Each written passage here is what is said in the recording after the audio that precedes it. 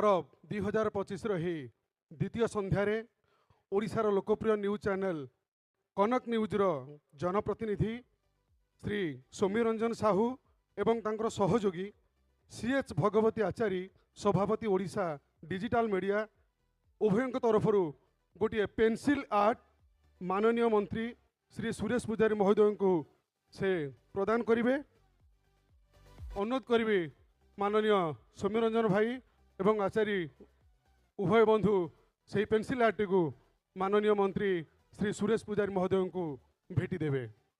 गत वर्ष परब 2024 रे सौम्य भाई एवं तांकर सहयोगी श्रीमती प्रभाती परिड़ा उपमुख्यमंत्री ओडिशा एवं श्री भी कीर्तिभाषण पूर्वतन जिलापाल कोरापुट उभय को पेंसिल आर्ट प्रदान करते परबर महामंच रे।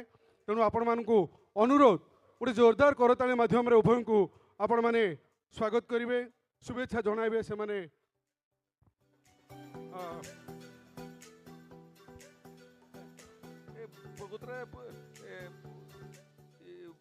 सौम्यरंजन बाबू को ये बड़ा कलाकार मुझे जान नी है। ये फोटोटा प्रकृत में देखला पर मत लगुच ये फोटोटा ओरिजिनल मु डुप्लिकेट।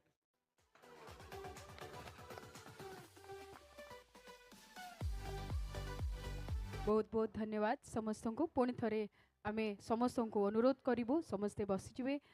वर्तमान धन्यवाद दबार